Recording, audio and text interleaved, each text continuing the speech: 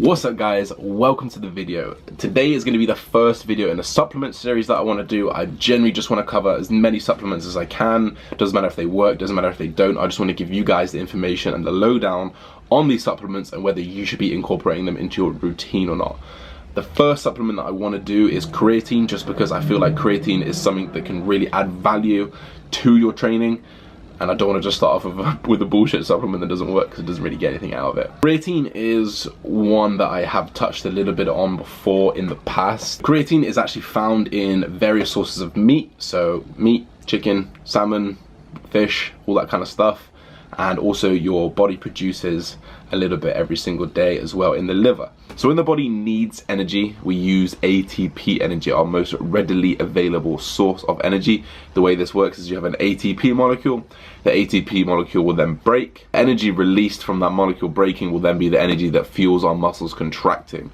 When the ATP molecule is broken, it is in fact creatine phosphate molecules that come along and they reattach to the ATP molecule and they resynthesize it, creating another ATP molecule. So when you do supplement creatine, you have an abundance of these creatine phosphate molecules, which are there able to resynthesize ATP molecules once they are broken down.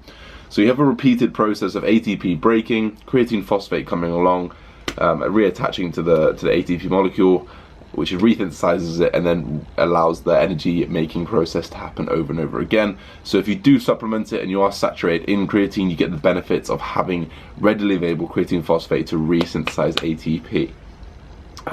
So that's a little bit how it works. How much should you take?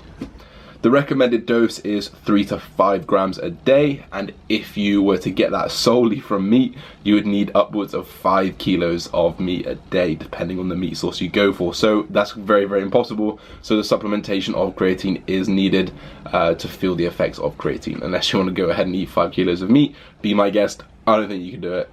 I'll challenge you right now. So we'll break down a few myths of creatine, as in like, should you load it, when should you take it, and what type you should have. So should you load it? In short, no, you shouldn't. There is actually no real reason to load creatine because there's no actual acute response. So there's no response immediately in the first week or so to creatine. So you could take 15, 20, 5 grams and you won't actually notice any difference between those. And it's actually over 2 to 3 weeks that you'll start noticing the benefits of creatine once your body is completely saturated with it, once there is an abundance of creatine phosphate molecules. So this kind of moves into kind of the timing. So like I said, it is a long-term benefit that you're searching for here. There is no acute response. So it's actually not until 2 or 3 weeks that you feel the difference. So there's no difference when you take it. You can take it every day at night, you can take it every day in the morning, you can take it every other day morning and night, or you can take it intra like I do. It really won't make a difference. So don't worry too much about whether you should load it or what time you should take it. Just take the recommended dose to feel the effects of it, which is 3 to 5 grams, which is kind of touching on the amount. If you do go over kind of 5 grams, I don't think you'll really feel any negatives until you get above 10 grams. And in fact, you might even feel some negatives then, which can include diarrhea, headaches, dehydration, which is why I always recommend to just up your water intake, your hydration levels between 1 or 2 liters a day, and just generally hydrate a little bit more, because creatine does tend to use a little bit of water to kind of synthesize and everything. What type of, I hope you can't hear the ice cream man, you probably can. So what kind of type of creatine should you be taking? Creatine monohydrate, creatine alkyl, whatever they are, there's so many different creatines and so many of them claim to be the next big creatine and the next performance enhancer. Guys, it's all bullshit. Fuck this bullshit industry and how they portray different methods of ingestion and uptake of these creatines.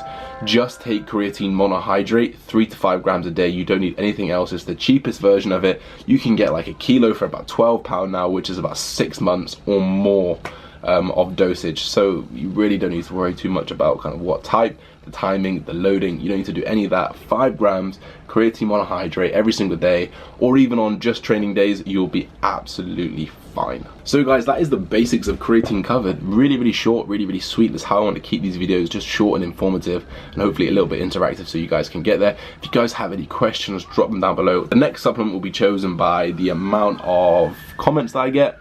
So please, whatever you want to see next, comment down below, and if there's 2 of one and only 1 of the others, I will do the 2. If there is all a stalemate, I'll just pick 1. So just comment down below, let me know what supplement you want to hear next. And yeah, don't forget to like, comment, subscribe, guys. We'll see you in the next video, and we'll see you in the next supplement video.